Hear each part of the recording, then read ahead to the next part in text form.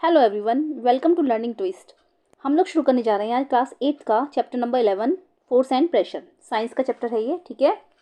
तो force mean तो आपको पता है, फोर्स मीन्स होता है बल जो हम लगाते हैं, और प्रेशर मीन्स दबाव, ओके, या दाब, ठीक है। ठीक है, in class 7th you have learn how objects move. हमने क्लास 7th में या फिर आपने क्लास 7th में पढ़ा था कि ऑब्जेक्ट्स कैसे मूव करते हैं, कोई चीज़ मतलब कैसे चलती है, okay. Do you recall how we can decide whether an object is moving faster than the other? Do you recall, क्या आपको ये याद है कि हम ये कैसे डिसाइड करेंगे कि कोई ऑब्जेक्ट चल रहा है या फिर वो जो मतलब जो दो ऑब्जेक्ट जा रहे हैं चल रहे हैं, मतलब तो हम ये कैसे डिसाइड करेंगे कि ये वाला ऑब्जेक्ट जो है दूसरे से तेज चल रहा है। What does the distance moved by an object in unit time indicate? और किसी ऑब्जेक्ट की जो डिस्टेंस है वो किस तरीके से यूनिट टाइम इंडिकेट करती है। यू जैसे कि मतलब एक कार जा रही है, अगर वो कितने पर आवर किलोमीटर के हिसाब से चल रही है, तो कैसे हम डिसाइड करेंगे। You also know that a moving object like a ball rolling on the ground slows down. आप ये भी जानते हो कि अगर एक जो बॉल है, ठीक है, वो ग्राउंड पर चल रही है, वो रोल डाउन करके चल रही है, तो कैसे दौड़ रही हो। समटाइम्स इट में change its direction of motion. और कभी कभी क्या होता है, जब वो बॉल चल रही है तो कभी कभी वो अपना डायरेक्शन और मोशन चेंज करती है। It is also possible that the ball may slow down and also change its direction. और ये पॉसिबल भी है कि शायद जब बॉल जो है रोलिंग डाउन करती हुई आ रही है, ठीक है, ग्राउंड पर, तो इसका जो मोशन चेंज हो जाए या फिर उसकी डायरेक्शन चेंज हो जाए, ये भी हो सकता है, या वो स्लो डाउन हो जाए थोड़ा सा। तो did you ever wonder what makes an object to slow down और गो फास्टर। क्या आपको ये सोचकर आश्चर्य नहीं होता, या फिर ये सोचकर आपको आश्चर्य होता है कि ऐसी क्या चीज़ है जो कि ऑब्जेक्ट को स्लो डाउन करती है या फिर तेज करती है। कैसे एक बॉल जब चल रही है तो वो अपने आप ही स्लो डाउन हो रही है, और कैसे वो तेज चल रही है, तेज दौड़ रही है, और change its direction of motion, और फिर ये और कैसे ही अपने जो मोशन का डायरेक्शन है उसको कैसे चेंज कर रही है, okay. Let us recall some of our everyday experience. आइए हम इसे अपने एवरीडे के कुछ एक्सपीरियंसेस को शेयर करते हैं, उसके साथ सोचते हैं कि ऐसा क्यों होता है। What do you do to make a football move, ठीक है। जब हम एक फुटबॉल को मूव कराते हैं तो क्या होता है। What do you do to make a moving ball move faster. और क्या करते हैं हम जब एक चलती हुई बॉल है जो तेज़ी से चल रही है, ठीक है, तो हम क्या करते हैं। How does a goal keeper stop a ball. एक गोल कीपर जो होता है वो एक बॉल को कैसे रोक देता है। How do fielders stop a ball and hit by a batsman. और कैसे एक फील्डर्स बॉल को रोक लेते हैं, और फिर कैसे एक बैट्समैन जो है बॉल को धक्का दे देता है आगे, कैसे वो मोशन में चली जाती है। A hockey player changes the direction of the moving ball with, okay, एक हॉकी प्लेयर कैसे बॉल की जो डायरेक्शन है उसको चेंज कर देता है with a flick of the stick. एक फ्लिक या एक स्टिक से कैसे चेंज कर देता है। फिगर 11.1 में आप सब देखोगे, ठीक है। जैसे ए में दे रखा है कि गोल कीपर सेविंग अ गोल, ठीक है, ये गोल को सेव कर रहा है, ठीक है, कैसे रोक रहा है ये। और बी में है hockey player flicking a ball, कैसे उसको मोशन करा रहा है। और थर्ड पर है सी में अ फील्डर स्टॉपिंग अ बॉल, और एक फील्डर जो है एक बॉल को कैसे स्टॉप कर रहा है। तो ये सब कैसे होता है। In all these directions, in all these situations, the ball is either made to move faster or slower, or its direction of motion is changed. इन तीनों ही situations में बॉल कहीं पर फास्ट हो रही है, कहीं पर स्लो हो रही है, ठीक है, और कहीं कहीं पर उसका जो डायरेक्शन है मोशंस का वो भी चेंज हो रहा है। We often say that a force has been applied on a ball when it is kicked. हम कह सकते हैं कि जब बॉल पर किक मारते हैं, ठीक है, तो उस पर एक फोर्स लगता है, ठीक है।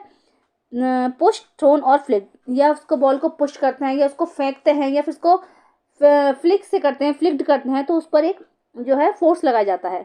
व्हाट इज अ फोर्स, तो ये फोर्स है क्या।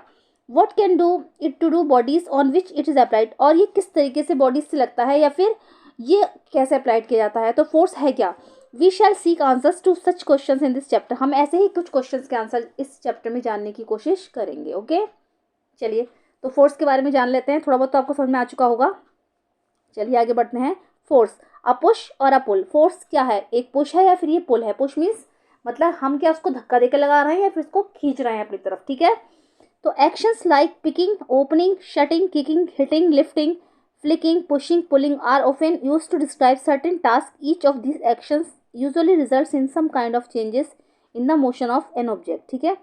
जितने भी एक्शंस होते हैं जैसे कि picking, opening, shutting, kicking, hitting, lifting, flicking, समझ में तो आ रहा है आपको, जैसे किसी चीज़ को धक्का देना या उसको किसी की चीज़ को खींचना, किसी को खोलना, किसी को शट करना, बंद करना, किसी को हिट करना, ये जितने भी टास्क हैं, ठीक है, ये सब जो है मोशंस जो होता है, डायरेक्शन का जो मोशंस होता है वो चेंज करते हैं।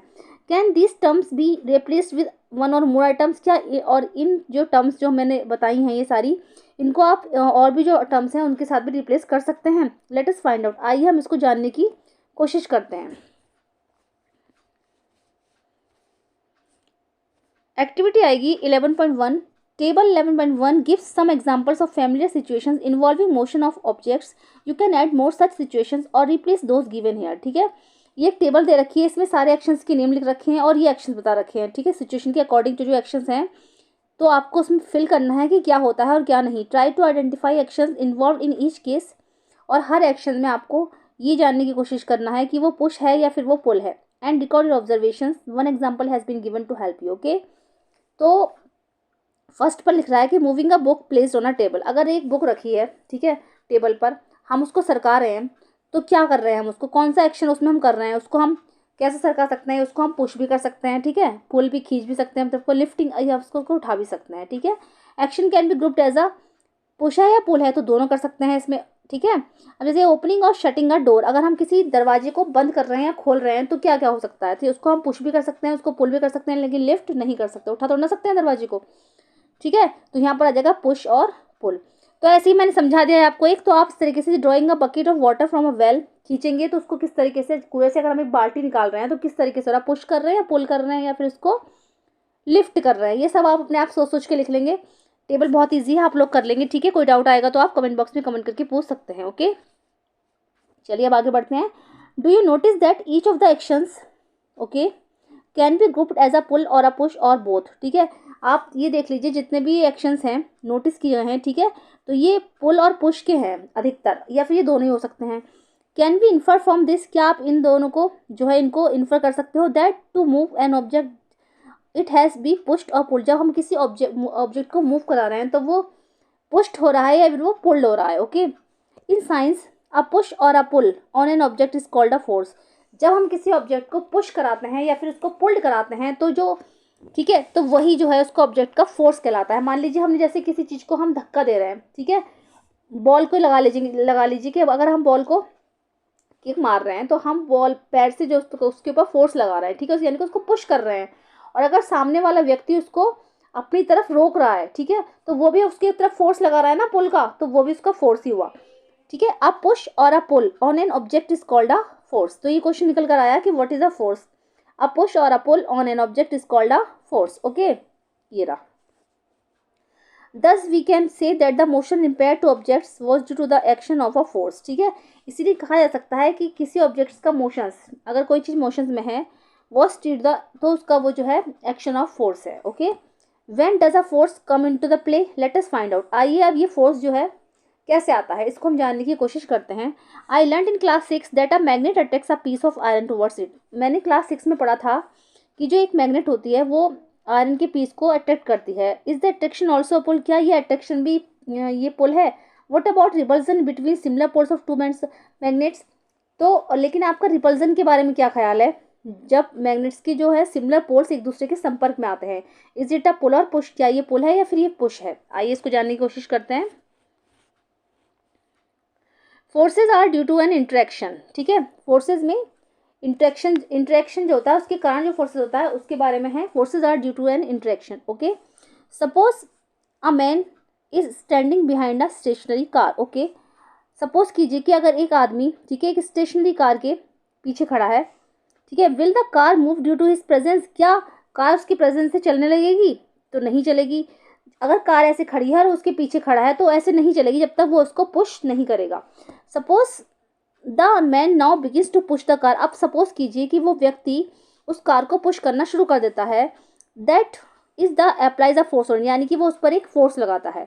द कार में begin to move in the direction of the applied force. तो कार जो है जिस दिशा में फोर्स लगा रहे हैं हम उस दिशा में जाने लगेगी। ठीक है, यानी कि हम उसको धक्का दे रहे हैं तो वो उसी दिशा में मूव करेगी, आगे उसी डायरेक्शन में जाएगी जिस डायरेक्शन में उसको हम फोर्स लगा रहे हैं। Note that the man has to push the car to make it move. ठीक है, आप नोट कीजिए कि मैन अगर कार को पुश करेगा तभी कार जो है मूव करेगी। ओके, अगर उसके पीछे कोई व्यक्ति खड़ा है। Figure 11.3 shows 3 situations that may be familiar to you. Figure 11.3 में 3 सिचुएशन दिखाई गई हैं जिनसे आपकी फैमिलियर हो। Can you decide who is pulling and who is pushing in this cases, क्या आप डिसाइड कर सकते हो कि इन तीनों ही केसेस में कौन पुलिंग कर रहा है और कौन पुशिंग कर रहा है। Both the girls appear to push each other while the pairs of girls in figure 11.3b are trying to pull each other. Okay, similarly the cow and the man in figure 11.3c appear to pull each other. The girls in the two situations shown here are applying force. मैं दिखा देती हूँ। इसमें तो car का मैंने समझा ही दिया है आपको। तो ये तीन सिचुएशन है। ए पर हु इज पुशिंग होम, तो इसमें जो है दोनों एक दूसरे को पुश कर रही हैं, धक्का दे रही हैं। इसमें हु इज पुलिंग होम, इसमें जो है दोनों ही एक दूसरे को पुल कर रही हैं, ठीक है, खींच रही हैं अपनी तरफ को।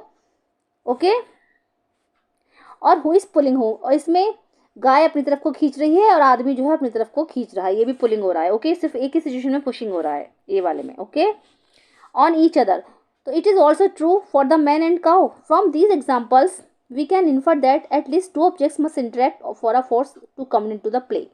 इन एग्जाम्पल्स में ये बताया गया है कि हमें एक फोर्सेस की इंटरेक्शन के लिए दो ऑब्जेक्ट्स का होना बहुत जरूरी है, तभी वो एक दूसरे को पुश करेंगे या फिर वो पुल करेंगे। ठीक है, तीनों फिगर में दिखाया गया है। दो लड़कियां हैं उधर, वो एक दूसरे को पुश कर रही हैं, उधर वो पुल कर रहे हैं। थर्ड वाले में भी गाय और व्यक्ति के साथ भी यही है, गाय उसे मैन को अपनी तरफ खींच रही है और मैन उसको अपनी तरफ खींच रहा है। ठीक है, तो दोनों की इंटरेक्शन के लिए दो ऑब्जेक्ट्स का होना जरूरी है। ठीक है, अकेला नहीं कर सकता कोई भी।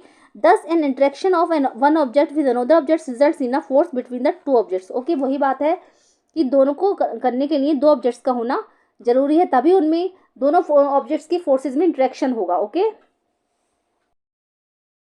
ओके, आइए फोर्सेस के बारे में और अधिक जानते हैं। Exploring forces. ठीक है, let us try to learn more about forces. आइए, choose a heavy object like a table or a box which you can move only by pushing hard. ठीक है, आप एक ऐसा हैवी ऑब्जेक्ट चुनो, जैसे कि टेबल ले लिया, फिर बॉक्स ले लिया, जिसको आप सिर्फ पुशिंग करके इसको सरका सकते हो। Try to push it all by yourself, can you move it.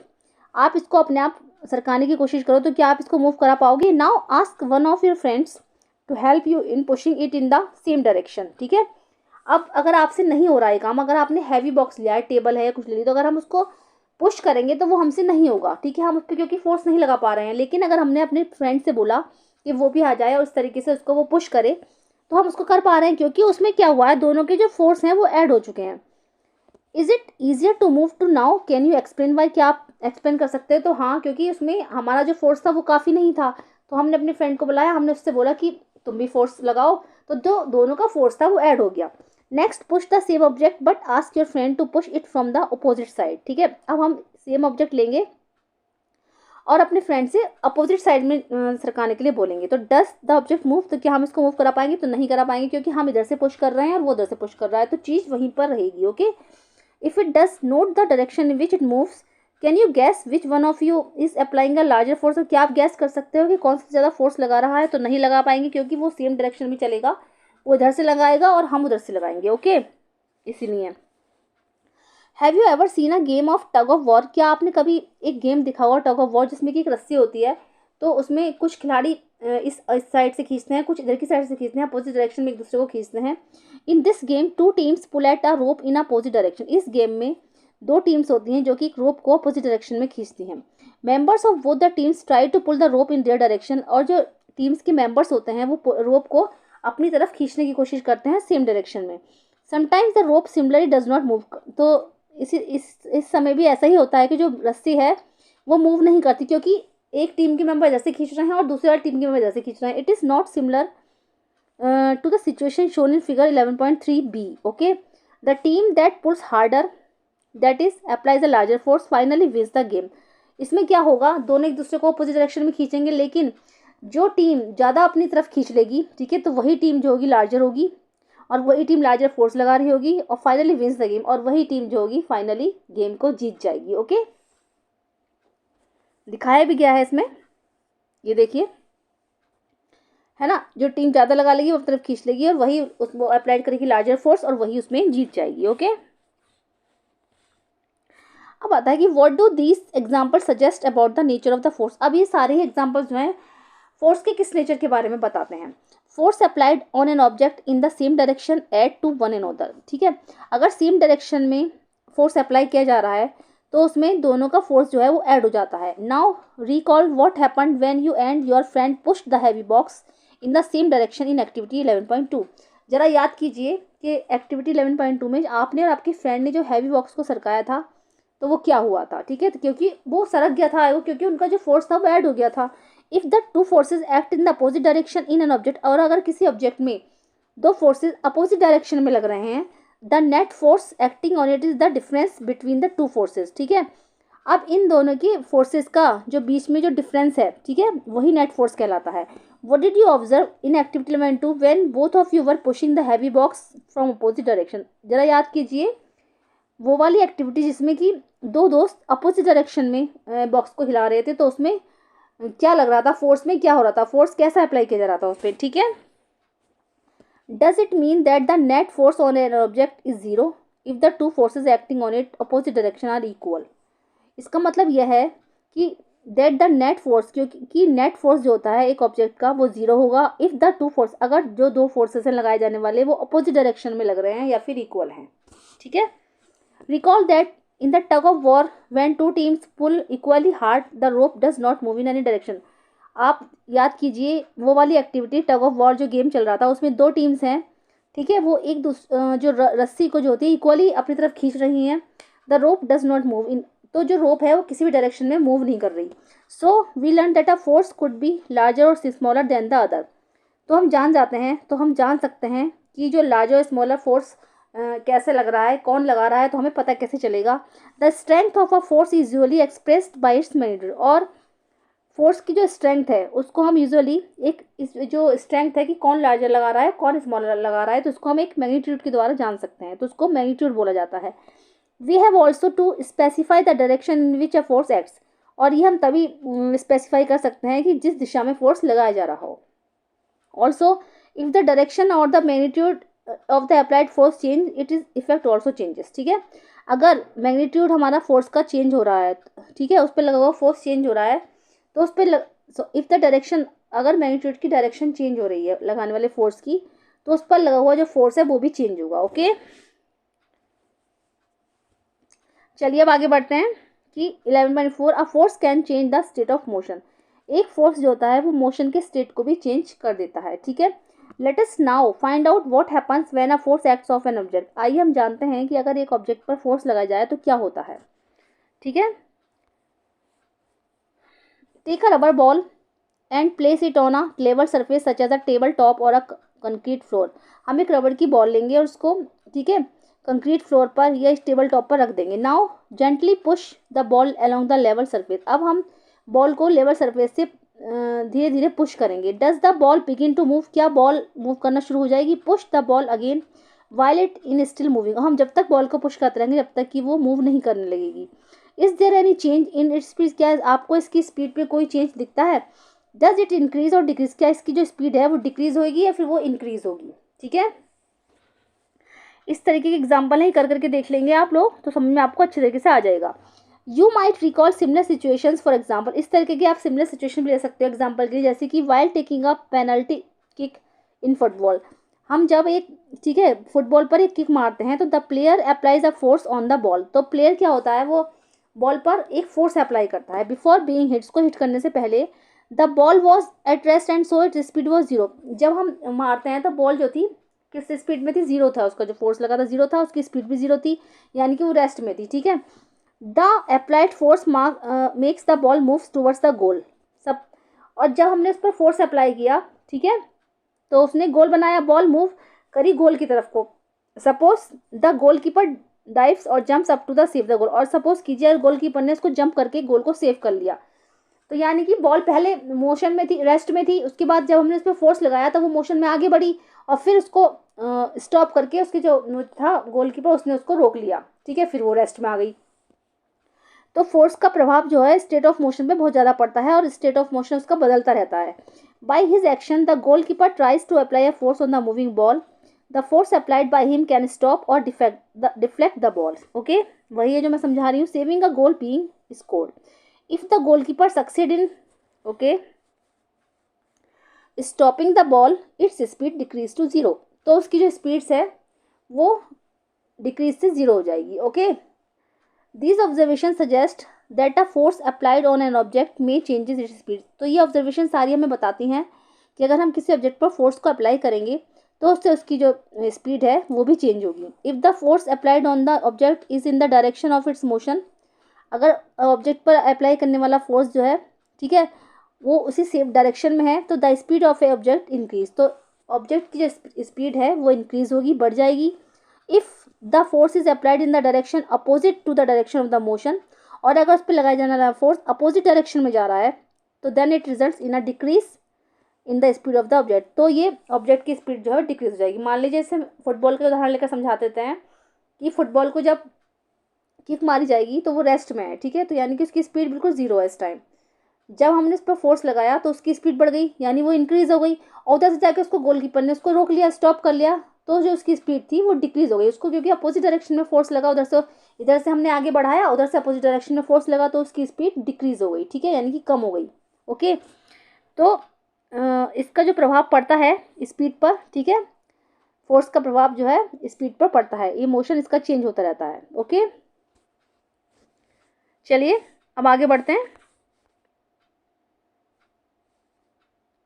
अब इसमें एक एक्टिविटी आएगी है, ठीक है, कि I have seen children competing with one another in moving a rubber tyre on a ring by pushing it, ठीक है, कि हमने देखा है कि बच्चे जब कभी वो रबर का टायर चलाते हैं, children competing with one another in moving a rubber tyre of a ring by push, उसको वो पुश करते हैं। I now understand why the speed of the tyre increases whenever it is pushed, अब मेरी समझ में आया कि क्यों टायर की स्पीड बढ़ जाती है जब हम उसको पुश करते हैं, उसको धक्का दे रहे हैं लगातार, तो वो आगे बढ़ता चला जा रहा है।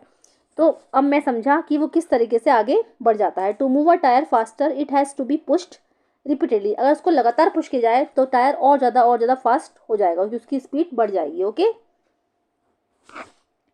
पहेली is curious to know whether application of a force can only change the speed of an object. Paheli अब क्यूरियस थी कि अगर हम किसी ऑब्जेक्ट पर फोर्स लगाएं तो उसकी जो स्पीड है ऑब्जेक्ट की वो चेंज हो जाएगी। लेट अस फाइंड आउट, आइए इसको जानने की कोशिश करते हैं, ठीक है। तो अब इसमें ये एक्टिविटी आई है, एक्टिविटी 11.4, ठीक है, आज के लिए बस इतना ही। अब ये जो एक्टिविटी है 11.4 हम नेक्स्ट वीडियो में कवर करेंगे। मिलते हैं नेक्स्ट वीडियो में, थैंक यू सो मच।